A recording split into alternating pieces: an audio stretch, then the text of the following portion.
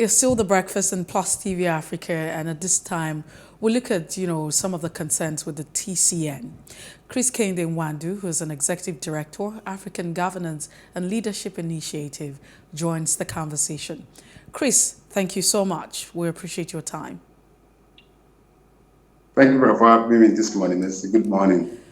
All right, then. Thank you, Chris. A bit of a background. The House of Representatives Committee on Finance had summoned the managing director of the Transmission Company of Nigeria, that's the TCN, Sule Abdulaziz, over the controversial Azura Power Plant agreement. The committee issued the summons on Monday at the ongoing investigation into the proposed sales of power asset under the National Integrated Power Project, that's the NIPP. Although the Executive Director of Transmission Service Provider, Victor Adewumi, and Director of Market Operator, Edmond Eje, appeared before the committee, it however said it was not satisfied with the explanation they gave on the matter. And so consequently, Mr. Abdulaziz was asked to appear on Tuesday to answer questions on the pool call option agreement.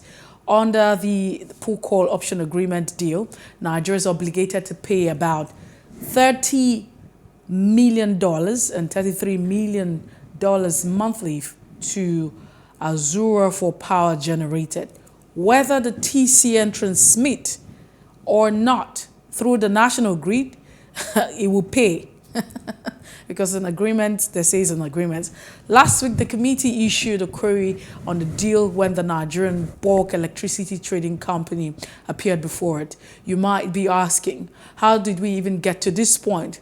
Well, we have joining us this morning, like I mentioned, Kehinde Nwandu. Once again, thank you for being part of the conversation. Thank you very much for having me this morning. Chris, I wanted to start on this particular note. Do you think that it's very rational for, an agreement to be entered, whether or not you transmit power, you pay $30,000 million or $33,000?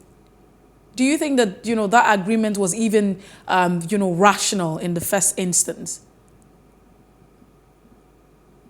In my over 30 years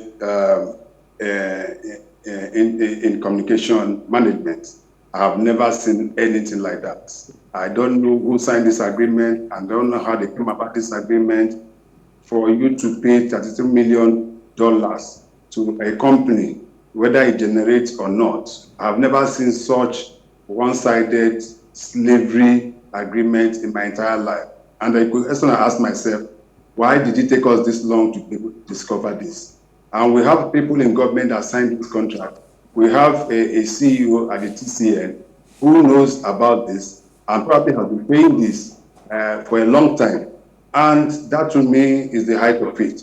We have an Attorney General of the Federation. We have the Ministry of Justice. We have those in the Accountant General's office. We have those also, we have Nigerians at the Ministry of Finance who definitely must have been approving this. How come that we went into such agreement without anybody raising an eyebrow about it?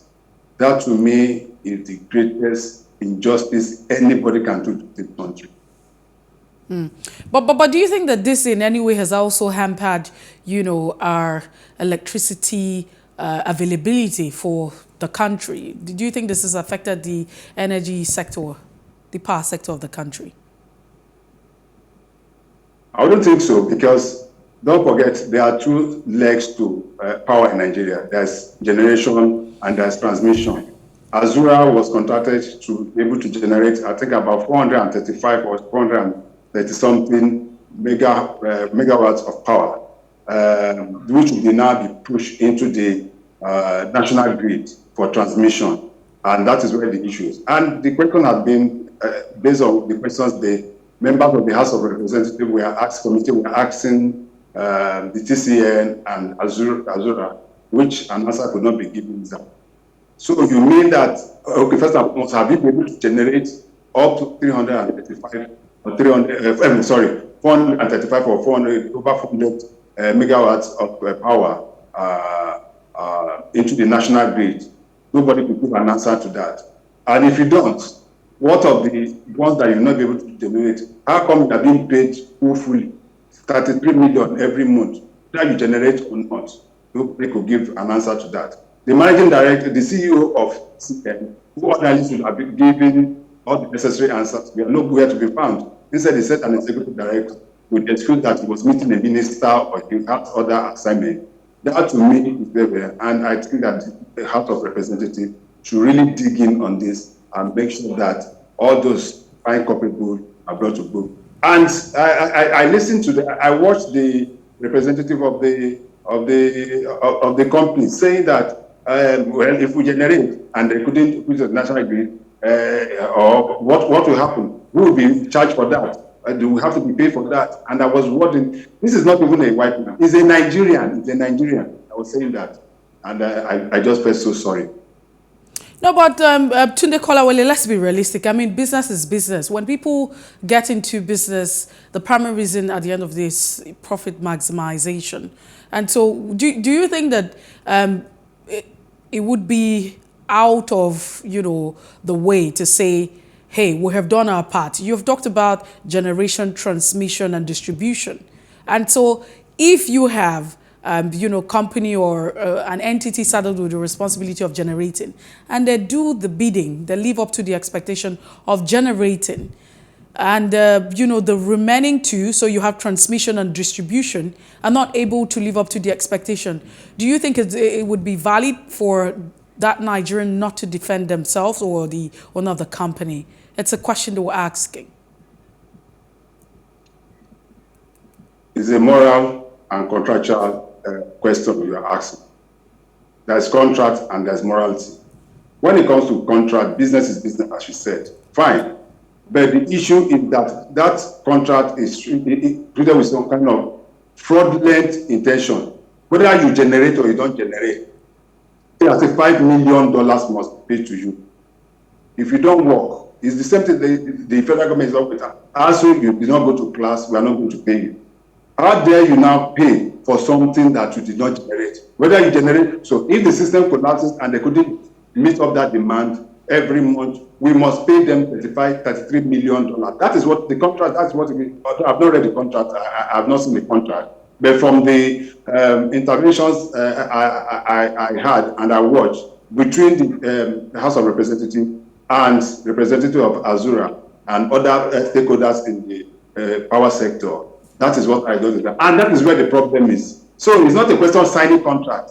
If you sign a contract and you're able to meet up that contract, yes, you'll be fined, you'll be default, you'll be fined, or there'll be kind of remedy here and there. But a situation where you sign a contract, and I don't blame the company, in as much as I still look at it from the point of view fraudulent. But if our government, they're supposed to be for Nigerians and representing Nigeria, close their eyes to those clauses and sign away our birthright, then you can't blame the companies. It is the government is our people who are supposed to look at the contract as it were, those that it took to those that sat behind and evaluate that contract. And let me tell you, for example, from what I read, AB is the highest generating, from what I read, transmission company, at least for now. And I think they have the capacity to about 1,430 something. And from what I read, it's so obvious that nothing of sort, there's no even kind of agreement with that company. And there are so many other companies into generation of generating powers. I read that there is no contract, such contract was not signed with them. So why is it that Azura's own is so different from every other contract that other generating companies have? Then something must be fishy there. And that is where we think that, I think that the House of Representative Committee probably they should be able to be given all the necessary powers and will have the power to summon anybody, including the Minister of Power, Attorney General of the Federation, Minister of Finance, and whoever is involved with this contract to come and explain to Nigerians how this came about. But that is not even the issue for me, Messi. There's always the tendencies that at the end of it, with this report of this committee see the light of the day. We have seen so many of that nature. Don't forget the one that there was a power probe by this House of Representatives, either at the last session or the one before, where several millions of dollars we are fraudulently stolen by certain individuals within the power sector. And the report, that committee was headed by the current minority leader of the House of Representatives in the person of Nwandu. At the point that committee job ran into trouble water, and everybody just hands up, and that was the end of that report. Nobody, no committee, that committee did not see the light of day. Until today, nobody has been prosecuted for those actions. So even what they are doing now, I don't even matter. Well, but a quick one. Let's also look at the fact that recently you have the government saying they're going to be taking 5 of discos that are not very functional. And do you think that this is also a way of solving, the problem of our electricity consumption or the electricity industry, where government is saying, hey, 5 discos are really struggling, and some persons are saying even more discos might just be taken over by the government? We've always said government have no business in business. When the government was, you remember in the days of NEPA, Mercy, you remember NEPA, you remember PHN, and they renamed that organization several times. Nothing came out of it. When it was under government, what happened? The problem, I believe, is that we have serious issue when we were selling this electricity company to certain individuals. And that's not the problem. I was listening, I watched the former Minister of Power, Martin Nadi, speaking about the sales of this electricity to this electricity company. He said they felt when they were putting together the proposal to sell off, that most of these companies are going to bring in funds, foreign funds to be able to take care and manage the sector. But what did they do? They went to Nigerian bank and borrowed money. And that is where the problem is. So when they borrowed money and they handed over this thing, they did not have the capacity again and the way without being able to run the companies effectively. They didn't have the financial muscle. Personally, if I have my way, I don't know that whether the contract they had with these companies were forever. If it's not, that contract should be looked into. And it should be terminated. Those of them that we see that are not doing it should be terminated. Then a much more better approach should be taken. It is the private sector that can drive the power sector in Nigeria. It's not government. So government taking over 4, 5, or 6, or 7 will not solve the problem. Some of these have already been taken over. The one in Abuja has been taken over, I think, by the bank. The one in Ibadan, I think, also have been taken over by the banks because they're not meeting their demands to the banks.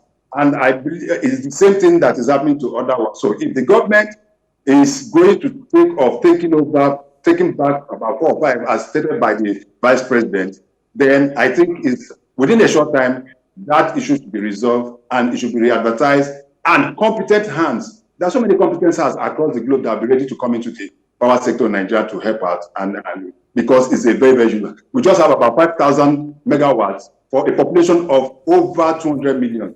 When a country like South Africa that have less than half of our population is running about 50 to 55,000 megawatts. So I think it's a very huge market that whoever comes will make his money, but we need to make sure that we bring in the right set of people with the right set of mind and the financial tenacity to be able to handle the sector. Else, we'll just be running on a visual sector.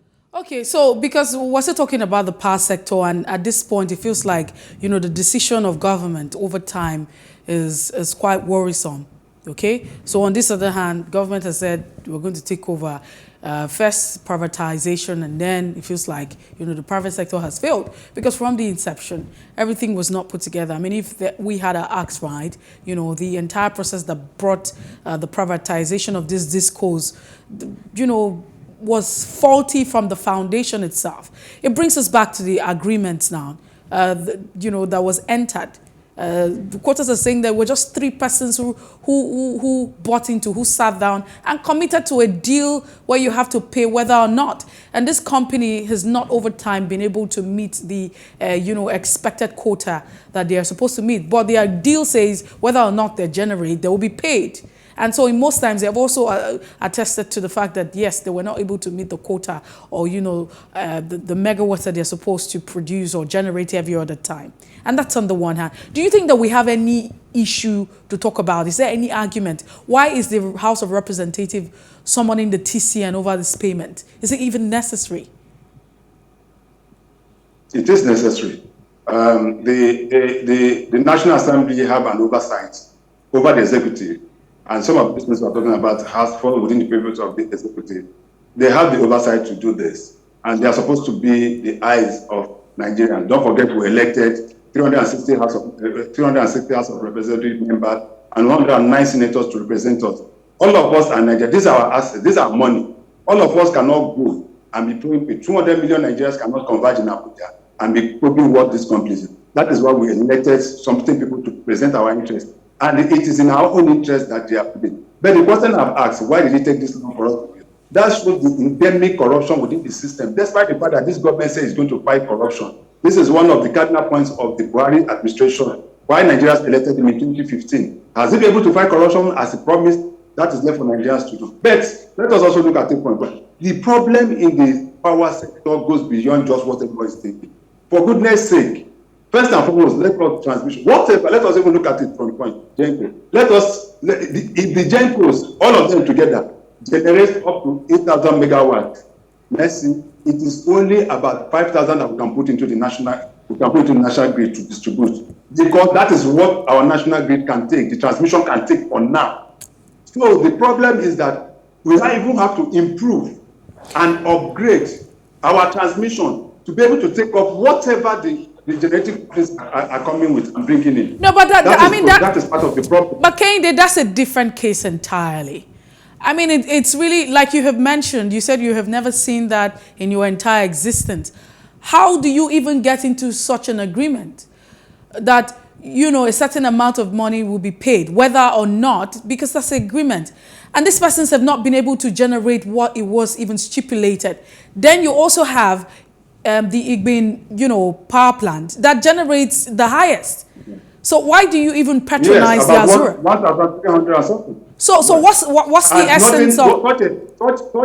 Yes, and such an agreement was not signed. You know, I mentioned it before. That it will generate about 1,300 or 400. That's about 3 times what this Azura generated. And that kind of contract was not signed with them. So why did anybody, I've said it before. So why did they sign such a contract with a company like Azura that whether you generate or you don't generate, this is a company that will just sit down and they will not generate anything in a month. And they just go to, and will just wire $33 million to them in a country that is depressed. So my question to you now, you have answered this before that, you know, the House of Representatives has an oversight function on the executive, and we totally understand. But is this really relevant? Should we be reactive or we should be proactive? Before this agreement was entered into, is there no possibility, is there nowhere, you know, in the law, the provision made by the law, that there should have been oversight before such agreement is being entered by 1 or 2, 3 persons at the end of the day? Because, I mean, logically speaking, even if you give it to a 3-year-old or a 2-year-old, it doesn't even add up. It's not a win-win situation. You have a company that's not even generating to a company that has the capacity to generate. And so we have a company that can generate 1,300. Let's even leave it at that, or 1,400. And then you engage someone that cannot even generate, you know, that amount. And then you enter an agreement that whether or not they generate, they will be paid a certain amount on a monthly basis. Really? And then you have the House of Assembly now saying that they are acting, you know, they are summoning the TCN. And this is not hypocritical. This is not eye service. I'm asking you. Yeah. Yes. Mercy, in law, we are taught that every contract must have what is called capacity. What is the capacity of that contract? Before that contract was signed, it must have gone through certain level. I told you, Minister of Justice will be involved, Minister of Power will be involved, Finance will be involved. Those are the 3, including the TCN and others. And all of them must have sat down, and they have gone through this. And then some individuals signed away our soul to a company like Azura. And that is why. But the issue there is that, let me tell you for free, nothing's good for nothing. You can be rest assured that out of this 33 million that is paid to this company, you probably have half of it going to certain individuals in Nigeria, certain people within those ministries and parastatals and the government agencies I'm talking about. Their interests have been taken care of. Because if their interest is not being taken care of, I don't see any reason why anybody can sign this kind of person. But let us not be in a hurry to be able to judge. Let the House representative to do a thorough job. I'm still very, very concerned why the CEO of TCN refused to attend that meeting, rather sit an executive director. That shows that he doesn't even know the importance of what is being talked about. That means he has given away his, that means he has compromised, and he should be summoned, and everybody involved should be summoned. But that is just one part of it. I've said this over again. My own concern is that the report of this committee, if at the end of it all, that some people are indicted, will they be prosecuted? Where is the EFCC in this? I should be thinking that the EFCC should also be invited to start looking at the record of some of these, and even the non-governmental organizations like SERAP and everything. This will be a holistic approach, so that we don't go the same way we went some years back. As I told you, the 33 million is too little compared to the billions and billions that we are unearthed in this same power sector during the past regime, where certain people just pick up money and just disappear. I am hoping that it will not go the same way. But in Nigeria, you realize that within the next 3, 4, 5 days, 1 week, this one will just be swept away, and we move forward as if nothing happened. But this issue must not be allowed to go. How should a company be collecting $33 million every? Why did we allow the company? Why did we allow the company in the first place to get into such? How did we even get into such an agreement? You know, because I feel like, I mean, what are you even saying now? Were we blind before we got into that? So it feels like it's a waste of time, really, because you have entered an agreement, and an agreement should be respected, whether or not they should go ahead and pay the money. That's what it means. It's simple. Yes, but let me tell you, if you go further, you'll be surprised by those behind this company. If we go to the CAC, if we investigate further, you know what I'm talking about. You'll be shocked by the people behind this company. If we had investigated from the first instance, we would not be here. That's what we're saying. Exactly. If there's a proposal that was put out in front of you, and we have probed this proposal, then we will not be coming from the back. Yes. Exactly. What we are just doing now is medicine after death. That's for me. No, it's high service. We should call it what it is. Do you know how many years that these people are? Yes, you know how many years that they've been collecting this money undetected?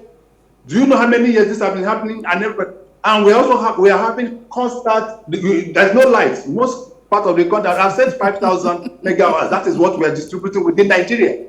Some people are definitely behind this. And I can assure you, I will tell you that in the next 2-3 months, if we come back to talk about this, and I'll tell you, didn't I tell you that this thing will just die away, like so many others before it. That is the country we run. That is the system we run. Where nobody is held accountable. Where people want to justify their inability to be able to perform. How can anybody who just open his eye and sign Nigeria into this kind of contract, and at the end of it, it's the same thing that happened. You see what the problem we are having now with the so-called consultants that were contracted on the Paris Club and the rest of them. Now the consultants are saying they have to be paid. The governors are saying, no, we did not enter into this kind of contract with you and the rest of them. This is the same thing. There was one that happened some time ago too, that we had some kind of a judgment in UK. I can't remember that again, of over Nigerians. We are fined over close to about how many billion, several billions of dollars for not sticking to an agreement that we signed with a company. So that is the problem. The fact remains that those that are supposed to do the needful, the due diligence, they don't do what, either they did not do it or they compromise. They compromise. Because how can you enter into a contract with a company that says, it's just like, let's say you ask me to supply you are building a house, you say I should supply you sand. And at the end of it all, you pay me, you say every month, supply 10 tons of sand. So whether I supply you that 10 tons of sand or not, you are going to pay me, even for the sand I did not supply. Where in the world is that done? But only in Nigeria. Well, Chris Kehinde, Nwandu, we have to go now. Thank you so much for joining us this morning on The Breakfast and sharing your thoughts on this issue. But we hope that, the government, because I really don't know if this is a case where it will be a legal issue. Does the government have any rights? Do we have any right as a country to begin to say we're suing and then we're going to courts and then we're saying, hey, because I really don't know what the legality of this issue is. But I'm sure that as we proceed... Quickly, please. It's a contract. A contract can be reviewed. If we find that there are some lapses in that contract, it can be reviewed. We can go back. It's not cast in stone. In as much as a contract, if you feel that if the federal government feels that you're holding the short side of the bargain, they can go to court. A court can nullify that contract if they find it that it is not a contract that can fly. A court can have the right to, yes, it can be nullified. Chris, yes, I can tell you Chris, that. let's Yes. leave it at that. Thank you so much. We appreciate your time and your thoughts this morning. Thank you. Thank you very much. Have a nice day. All right, then Chris Kehinde Nwandu is an executive director of African Governance and Leadership Initiative. It's a contract that has actually lived for a very long time. Contract that has been flying. Well, that's it. We'll definitely take a break. When we return, we'll be looking at the fact that oil prices is on the high, and Saudi Arabia, including the fact that the outputs might just be on the other side reduced. Stay with us.